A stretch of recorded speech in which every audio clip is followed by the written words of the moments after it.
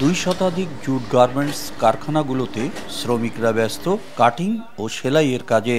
মার্কেটের দোকানগুলোতে ইতোমধ্যে জ্যাকেট, ট্রাউজার ও শিশুদের পোশাক সহ নানা শীত বস্ত্রের আগাম মজুদ। দেশের বড় বড় গার্মেন্টসের ফেলে দেওয়া জুট কাপড় কম দামে সংগ্রহ করা তুলনামূলকভাবে উৎপাদন খরচ কম হয়। এক সময় নীলফামারী সৈয়দপুরের এই জুট পণ্য বিদেশে রপ্তানি হতো।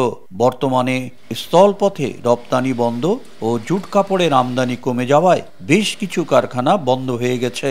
তারপরেও শীতের আগমন ঘিরে প্রস্তুতি নিচ্ছেন এখানকার কারখানার মালিকরা।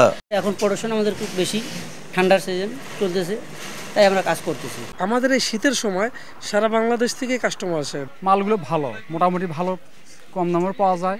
গত বছরের তুলনায় এবারকার মোটামুটি শীত যদি আগাম নাও নামে, কিন্তু বেচাকিনি হচ্ছে। নেপাল, ভুটান আমরা পাঠাইতাম, এখন ওগুলো বন্ধ হয়ে গেছে। আমরা লোকালে বিক্রি করতেছি এগুলো।